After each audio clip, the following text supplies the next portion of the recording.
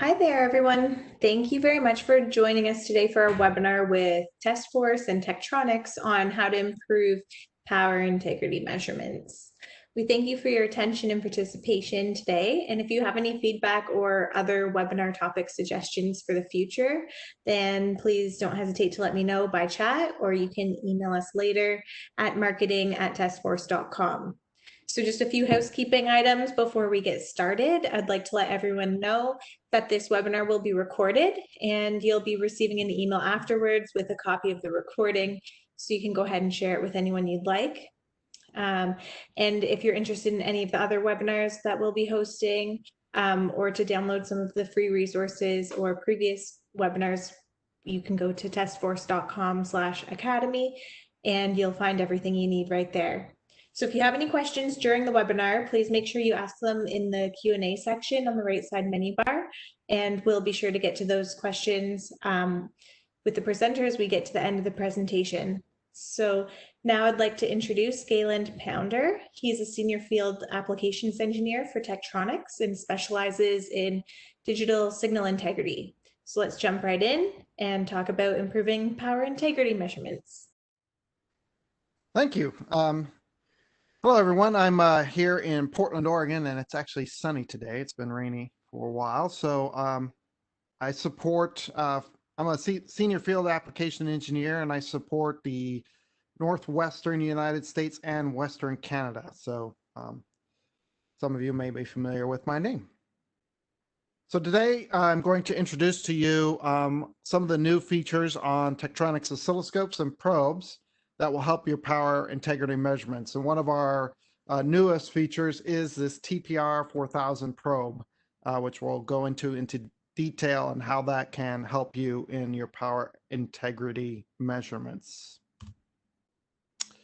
So first I'm going to talk about the need for a power rail probe device over a passive probe or any other type of probe.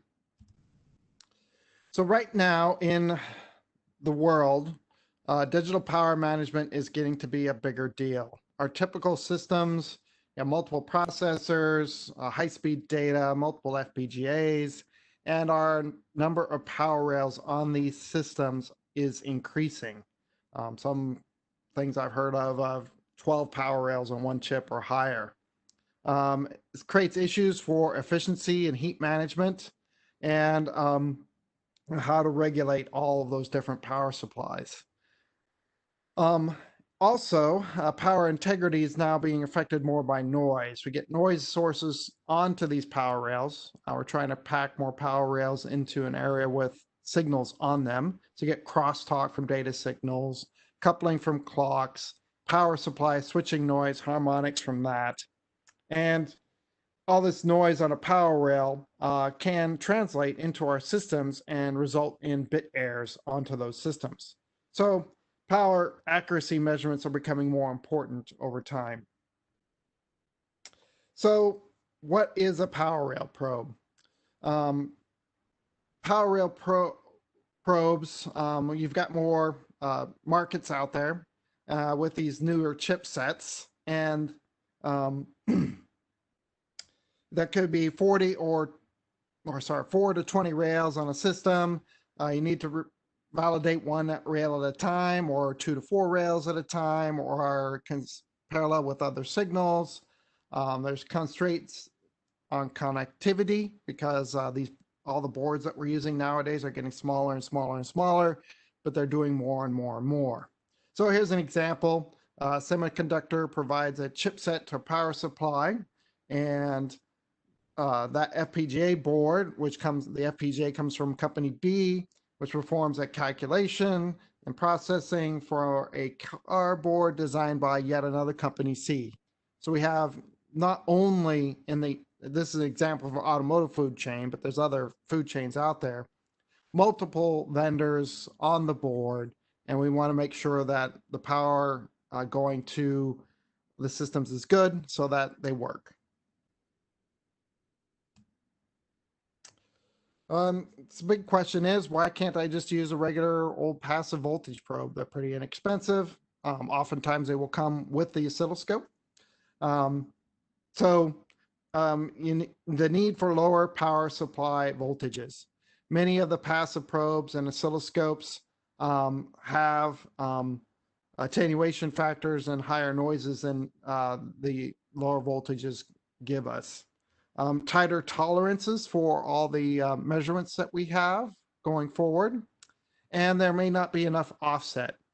Many times we have seen power rail requirements from up to 48 volts and higher. An oscilloscope and passive probe, the offset is just not going to reach that. And the low noise measurement solution is critical so you don't confuse things. So we need higher bandwidths, loading effect on the DC rails better, need a larger offset, and oscilloscope and probe combination that meets our needs.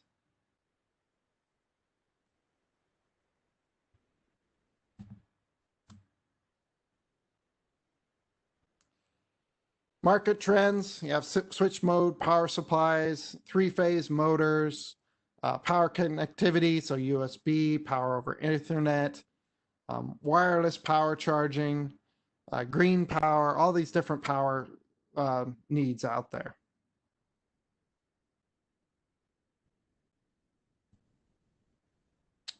So we are coming out with this probe. So there's several applications that we will use the probe for. First application, high speed and low power. Need high accuracy ripple measurements, very fast transition. So less than 10 millivolts at 2 to 4 gigahertz. So these are for microprocessors, FPGAs, those sort of things. So our solution that we would recommend is 6 series probe with the power rail probe.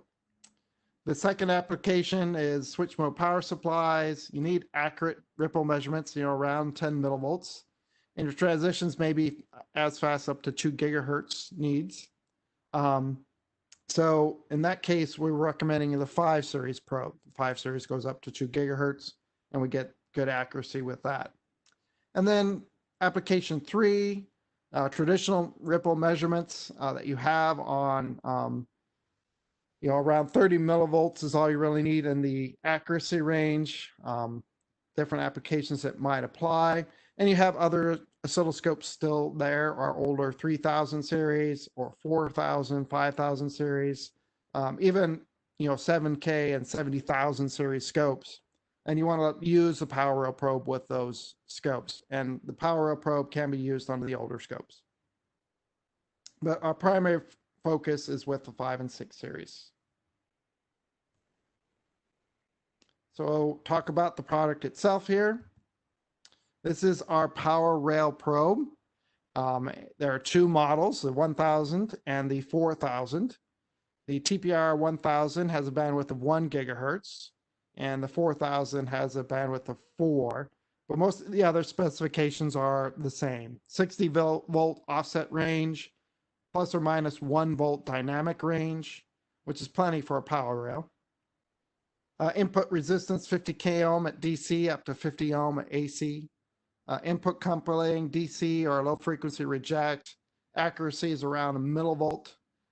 System noise with the 6 series scope, which I'm going to show here, is around 300 microvolts at 20 megahertz bandwidth and about 1.3 millivolts peak to peak at full bandwidth. And then attenuation of this probe is 1.25x. So, a 10x probe, this is a 1.25x probe. And connectivity, we know, is super important. So we've got multiple ways to connect with this probe.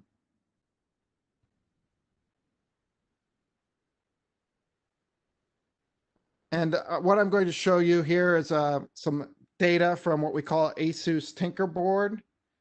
See if I can show you the picture here. Share a different application. So here is the scope itself with the probe plugged in, and I'm going to use ASUS Tinkerboard for my demo measurements. And so I've got it connected in here, and some of the screenshots from the presentation are also in there. So let me go back to my presentation.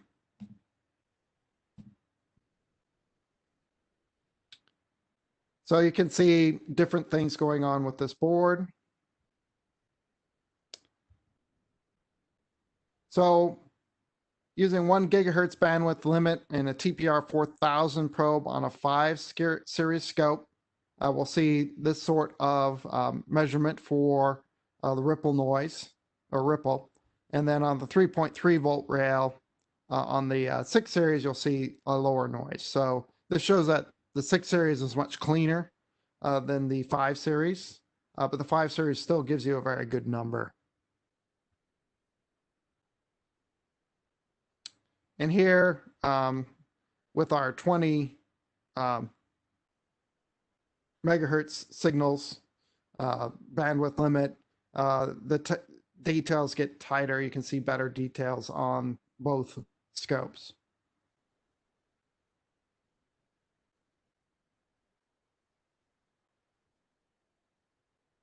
And of course, we need to compare this to the normal old TPP 1000 passive probes that we sell and also come with the MSO6 and MSO5 series of scopes. You'll see that there's a lot more noise with this probe, so you can't be sure about the details on that unless you're within the noise needs of your particular design. But with a power rail probe, the noise is a much lower, very clean signal, high accuracy data.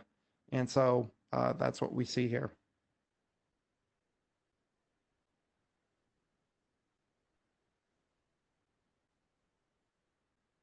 And here's some more measurements with the passive probe at 20 megahertz bandwidth.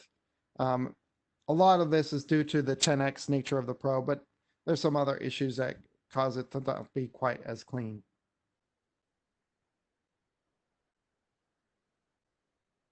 Connectivity is also very important with these probes. We have multiple different ways to connect. The probe itself has an SMA connector on the front. And from that SMA, we have a browser. We can go to a straight SMA, and then you can connect to different points there. And we have something called the MMCX connection. We are using the MMCX connection more and more because it is a popular connector, so it's relatively inexpensive, and it is high bandwidth. So the MMCX we have, to leads, to connection points, and to solder endpoints.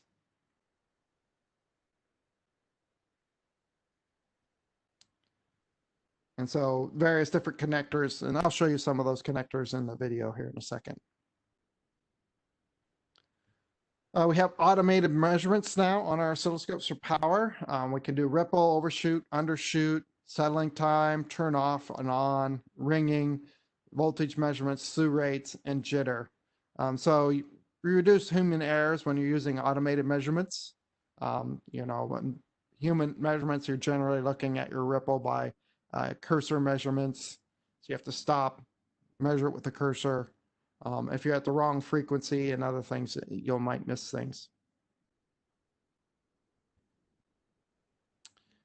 Here's the power up probe, more data, faster signals, lower noise, automated measurements, and it's very convenient to connect. And that is my slide presentation. Okay, great. Thanks so much, Galen, for that. Much appreciated. And now I'm going to discuss the scope here. So I need to share my scope. So I'm going to share Tight VNC viewer. So here I have the oscilloscope. And I'm going to stop sharing my presentation. And I'm going to also share my video so I can show you those things. Okay. Can everyone see the oscilloscope right now? Or... Yes, okay. I can see it. All right. So what I have here is an oscilloscope connected to my little home network here. I'm using Tight VNC viewer to directly plug into the scope. This particular oscilloscope has Windows 10 on it, so it's a Windows oscilloscope. MSO 6 series, you can get a Windows 10 version or Windows or a Linux version, as we call it, which is a closed oscilloscope setup. What I've got here is connected. I'm going to share my video now. I've got my TPR 4000 probe, and it's connected to a MMCX connector. And you should, don't know if it'll go into focus. There. So that's our MMCX connector on the oscilloscope or on the probe. So we have a cable going from the probe to this MMCX connector. And this MMCX connector has, in this case, a solder in on the system itself. And you can see the solder in right there connected to the system power rail that we're connecting to. And that just comes out, and we've made this a nice little package for our demo, but it shows you how tight we can make these connections here with this type of connector. And this is just one variety. We have multiple different varieties on these for this probe to connect to your system, because we found that generally the hardest thing that you have is connecting to the system itself. Back to my scope. So we have here fully connected to a 3.3 volt power rail on this Asus Tinker board. And as you can see, I'm running at 4 gigahertz. And I'll do another capture going off my screen. And there's quite a bit of noise on this. Unfortunately, my home network here, I am right next to a window where I can see FM radio station antennas from my house. So that means I have a great deal of FM frequency modulation on all the things I bring into my home lab here. So we'll see some of that here later as I work through the demos here.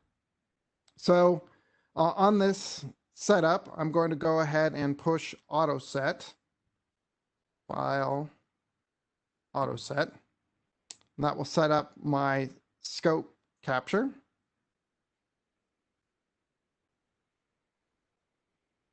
And I'm going to zoom in on it using my horizontal knob. Oh, went the wrong way.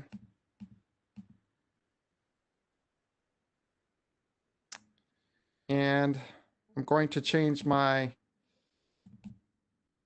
bandwidth to 20 megahertz so I can show you some of the details that we can see here. And I'm actually going to decrease my sample rate a little bit.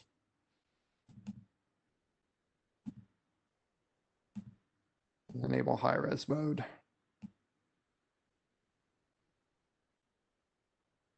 And I'm going to zoom in some more.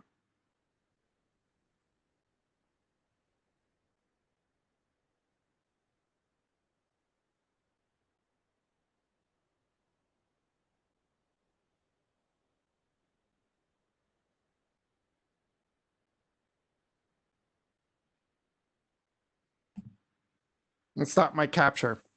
So here we see there's a lot of detail that we're able to reveal using the power rail probe. I've got these power ripples here, but there you can see there's ripple on top of the ripple. So I can zoom in on that ripple. So I'll just do that here. And you can see that it's definitely got a frequency on there. And now I can add a cursor.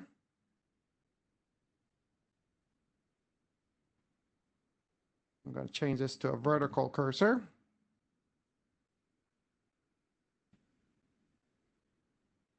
Sorry, horizontal.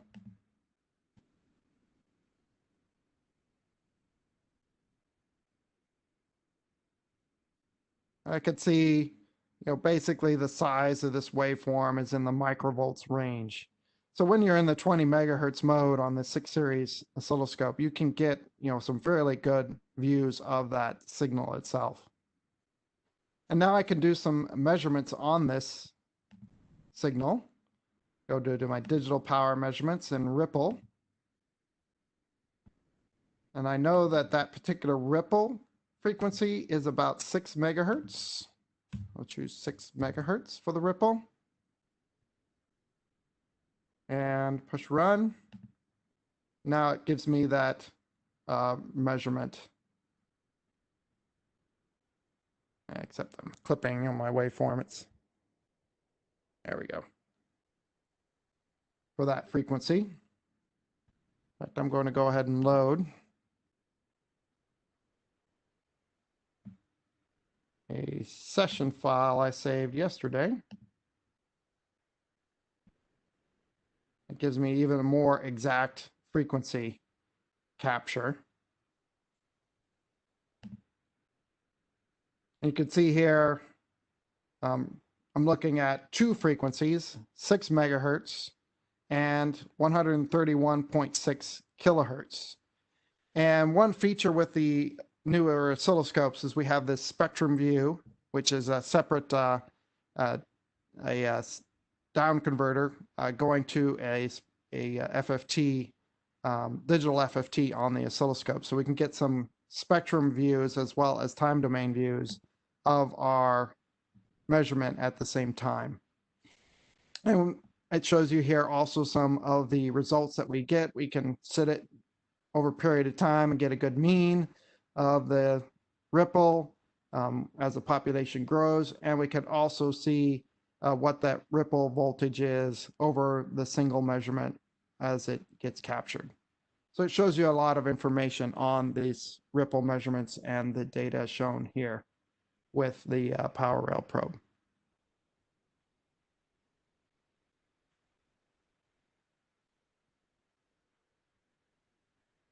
Now I can go to a different connection. Going to default setup again. So this time I'm going to power up a different power rail on a different board. I need to power that up. So I'm going to power it up using my Keithley SMU. That powers that up. And stop sharing that.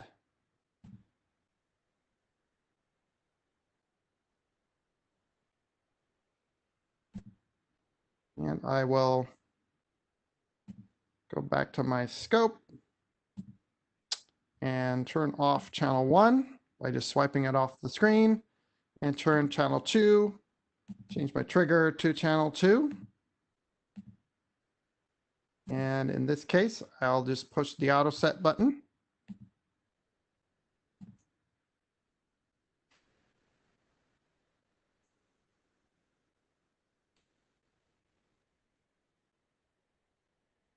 Now I've got a different power system hooked in. So I'll show you that video here. I've connected to a small TI demo board. I've got a connection that's going in using flying lead to an MMCX connector, which comes with the probe itself, so that you have one of the different connection techniques here that you can use. And I'm powering it up from the Keithley SMU over there.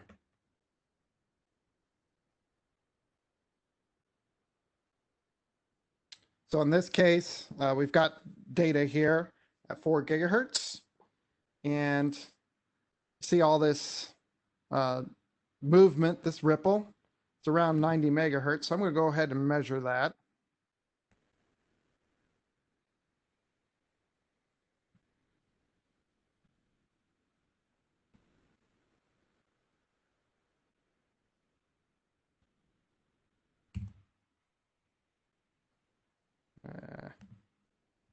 Type it right, 92.2 megahertz. I'm going to keep my bandwidth at the full 4 gigahertz here. So I can see that I've got ripple. I'm going to go ahead and use the Power Rail auto set for that it will set up my measurement for that ripple measurement.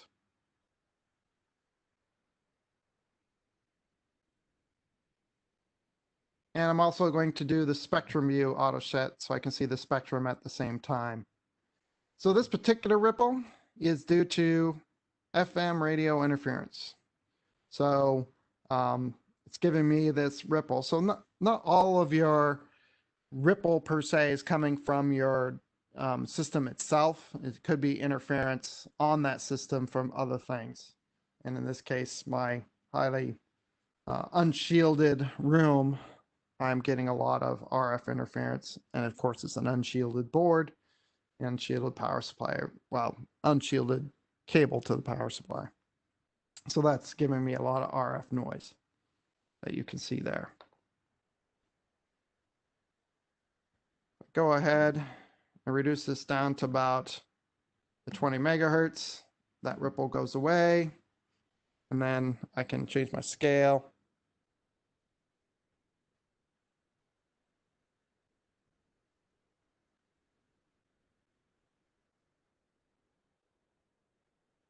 Now I'm seeing a real ripple on that waveform. It's about 2 megahertz. So I can change my frequency here.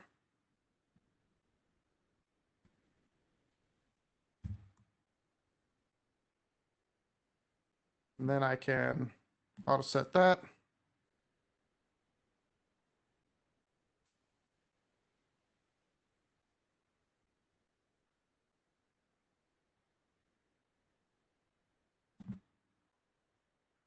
And you can see the voltage and frequency of that particular ripple. So that's showing some of the flexibility of this probe and probe combination. And I've got 2 of the probes hooked up, so I can connect to my 3.3 volt line as well.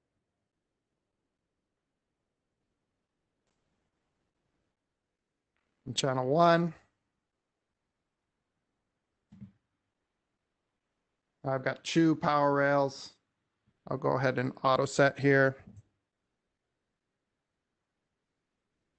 So it gets at 3.3 volts.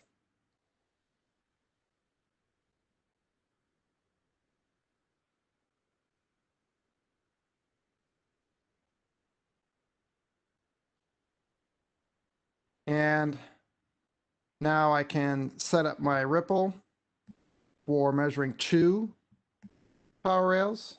So go ahead and get rid of this measurement by just swiping it off. Didn't want to swipe off. There we go.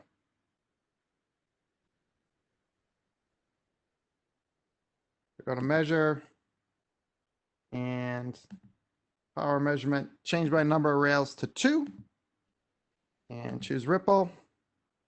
Add that measurement. Now I've got both channels here. I can configure them. So channel 1 and channel 2.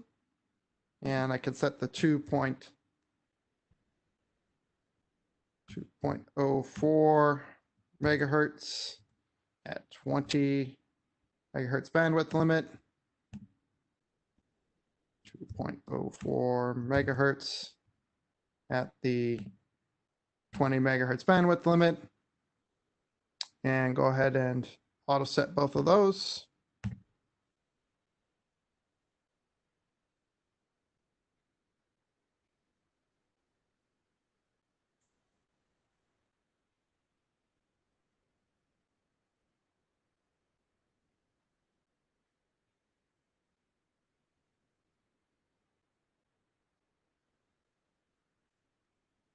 Yeah, must have disconnected something here.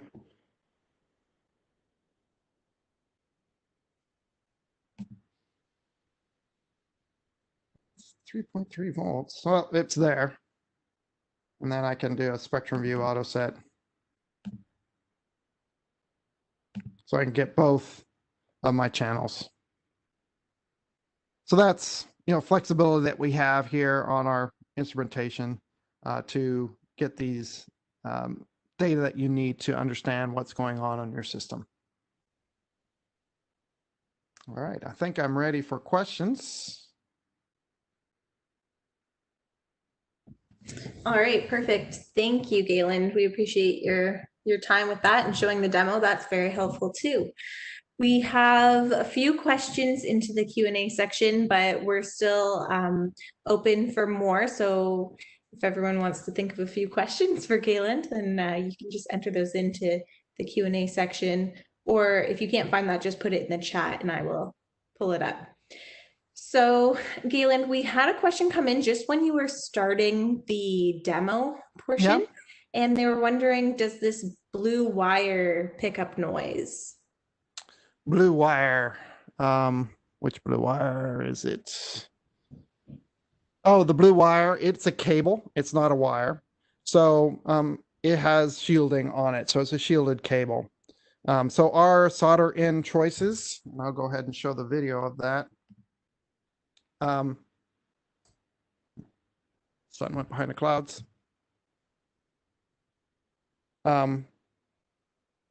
Yeah, I can't see on that side because of the rubber. So this is a cable, and so it's not a wire. Now, obviously, with any cable, there will be some shielding that won't cover it completely, but it's a shielded cable, not a wire, so it should help you there. Okay, perfect. And we're also wondering, what's the best method or connection to measure ripple of a switching power supply on PCB? So the best method that we recommend is, if you can, put an MMCX connector on the power rail itself. And like I said, the MMCX is fairly inexpensive. And we actually have a video on our website at Tektronix that describes how to install an MMCX connector in an unplanned test point. And one of our test engineers goes through and actually solders in a MMCX connector in an unplanned test point. It was originally designed for our ISOView probe, which is a different probe, but that one also uses the MMCX connector. And so that is our best recommendation because it's shielded all the way down to the point where you're connected. There's no wires in between. There's no solder and connection points. Then it's just what you're seeing on that power rail.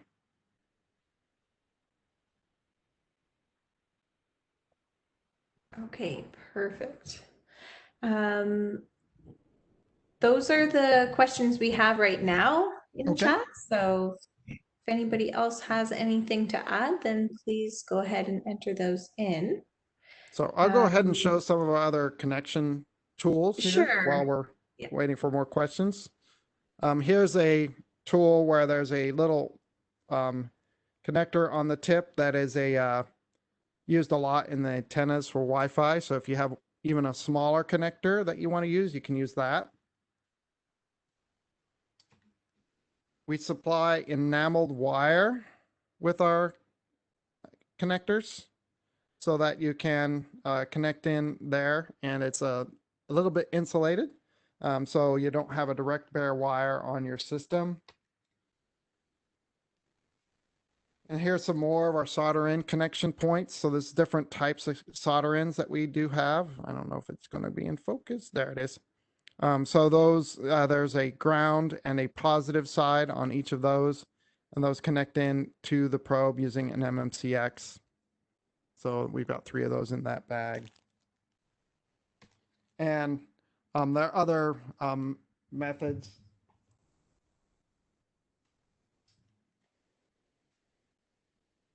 We have a browser probe. So you can connect this browser right up to the signal of interest and use the, when you're just needing to browse around, you don't need to solder in, you're doing a quick check. This is a great tool for that. It connects directly up to it. And it has ground wires and some connection in choices that work with it. And we have another method that we do use. Try to get it out here. This connector can be used. It goes onto square pin. So you can get it to a square pin, and if it gets into focus. So it's a small little connector there, MMCX on the back, and we supply some pins for it so that you can solder these pins down on your board and put this connector on and then connect the probe to that. So that gives you a low noise connection point. And there's a little fitting here to get it to the right width so that it can work with this particular connector. So we have a lot of connection capability with this new probe, and we think that's important for going forward in this space, because there's just a wide variety of different types of boards out there to connect to. Great. Okay. We do have another question that came into the chat. So we're wondering, what is the input impedance of this probe system? And to continue, if the coax and probe are 50 ohm, doesn't this load the rail enough to affect the measurement? So the probe at DC is 50 k ohm. And so what we found is that works really well for most of these power rail applications. The AC load is 50 ohms. So, you wouldn't use this on a signal per se, because that would load that signal down quite a bit. But for the power rails that we've been experiencing, the 50 ohm AC has not been an issue. In fact, it generally helps out on some of these power rail connection points. So that's the impedance of the probe. Okay. Perfect. We don't have any more questions, so Okay. I guess that brings us to the end of the webinar today. But if you do think, if any of our participants think of any other questions, then please go ahead and send me an email. You can reply back to the email you'll receive tomorrow with a copy of the recording, or you can email marketing@testforce.com, and we'll be sure to get back to you on that. So thanks again, everybody, for your time. And thank you, Galen, for presenting today. We appreciate it. All right. Thank you very much. Great. Have a nice day, everyone. Stay safe and take care. Thanks. All right. Thanks. Bye-bye. Bye.